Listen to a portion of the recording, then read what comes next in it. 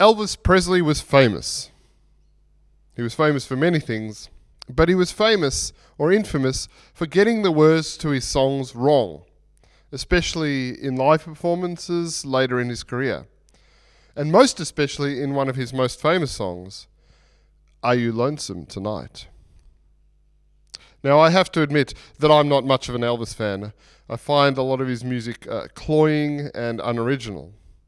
But there is little doubt that he made an impact, and he remains an important and tragic figure in the history of popular music, and indeed the psyche of 20th century America. So great a rise, and so terrible a fall. Back to Are You Lonesome Tonight? When I said that Elvis forgets the words, I was very careful not to say that he forgot the lyrics, because he usually sang the lyrics fine.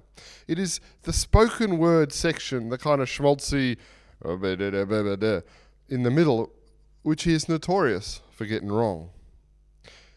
A researcher recently tracked down 12 different recordings of him singing the song live in various places, including Vegas, and he didn't get the spoken word portion of the song in the middle of the song correct once. He got it wrong every single time. And that's pretty weird, if you ask me. Now, the most accepted reason given for why Elvis couldn't remember the lines to his song was that later in his life he was on many drugs and his brain was a bit addled. But others have noted that his inability to remember words, especially these words, reaches far earlier into his career. And so that explanation is somewhat lacking. One of the most compelling, if slightly fringe explanations, recently put forward by Malcolm Gladwell, and if you haven't read any Malcolm Gladwell, he's worth a read, or you can also listen to his podcasts. One of his explanations is that the words that Elvis is trying to say in the middle of Are You Lonesome Tonight actually tap Elvis into a deep trauma in his life, a trauma of being alone and unloved, especially as he faces his own mortality. And connections are made between the experience of singing these words or saying these words in the song and some of the words of an earlier song, one of his first songs, which is the experience of a boy who has to put down, sadly, an old and faithful dog, which again is a story of sorrow and loneliness for the dog, but also for the boy who has just lost his only friend and fears being alone at the end. And there is some evidence that this song mirrored Elvis's early life, where he had to watch his own dog die. This week, many people in the world, including many Christians, will be trying to find ways to talk and lobby on behalf of our creation, of the world, in the face of the ever-growing threat of climate change. And in 2020, in isolation and lockdown, it can be easy to overlook the fact that climate change remains a real threat to our health and well-being, but also to the health and well-being of the planet. In fact, most scientists agree that climate change will impact our world far, far more than COVID-19, both in terms of the threat to the natural world, but also in terms of the threat to human society and human flourishing. And so we need to keep the bigger picture in mind, even though at the moment we feel like we're living in the narrow detail of life. While in general I agree totally with the need to be better stewards of creation, and I have been convinced of the fact that humans are creatures in the midst of a creation which God loves entirely, I have to admit that sometimes I struggle with some of the ways in which environmental activists and even Christian eco-theologians communicate about nature and human relationship with it. There is sometimes, I feel, an over-romantic attempt to claim that nature is basically good, basically pure, and that everything that is wrong with the world is the product of human greed, sin, evil, and so on. And there is, of course, some truth to it. So much of the damage done to the earth has been at the altar of human hubris. And perhaps elevating the goodness of nature in response to this arrogance is an important corrective.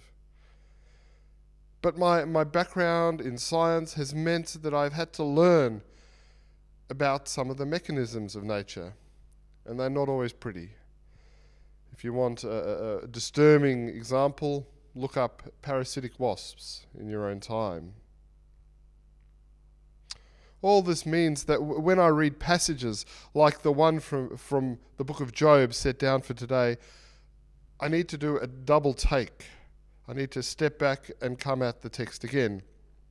Especially when I read about the birds and the fish teaching us and telling us and declaring God's hand in creation. And I need to stop and think about just how the natural order, the fungi and the protozoa, the plants and the animals, the earthworms and the elephants, just how nature speaks to us. What is it indeed saying to us? Back to Elvis for a second. The whole argument, or at least Malcolm Gladwell's argument, the whole argument of why Elvis couldn't remember the words to his songs is connected to the fact that he wasn't, and we are not, as rational and objective as we think we are. The argument goes that far more often,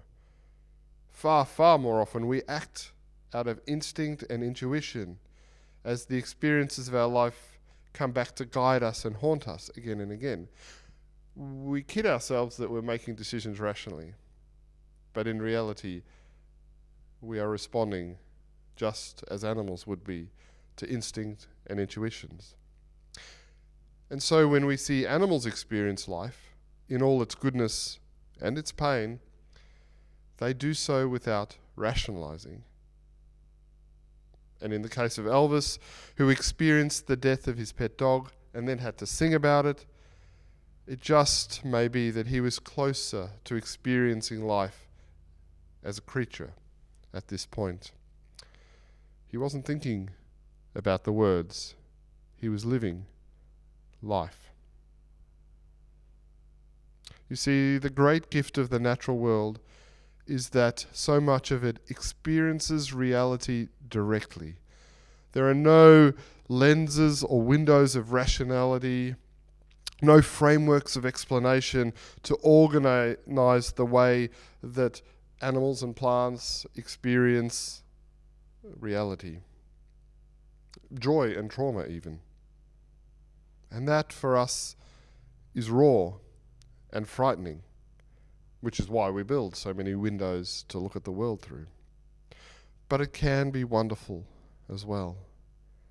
As Christians, I think we need to remember that we are called to pay attention to the experience of nature as a way of stepping out, even just for a moment, of stepping out of our comfortable little boxes, our frameworks of reality which we have constructed for ourselves. Especially today, when we who live in cities are so cut off from the world, we need to take extra time to look outside and recognize God's hand in the natural order, even if sometimes it is frightening. We need to lament without explanation when over a billion native animals die in Australian bushfires this year. Over 1 billion.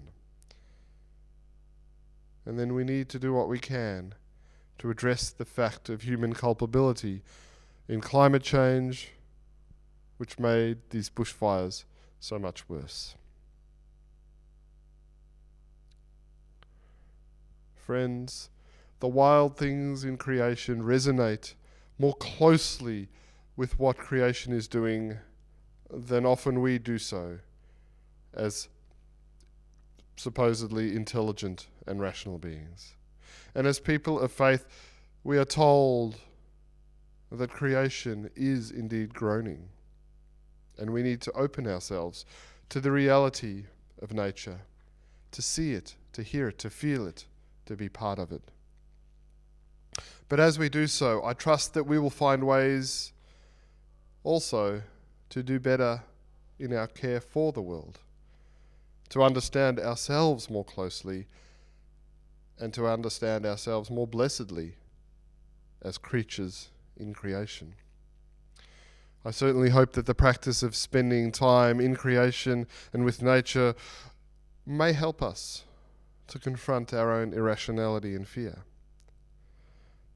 But also, I pray that we will find again our place in God's love for the world and the joy that comes from this deep, almost primal truth.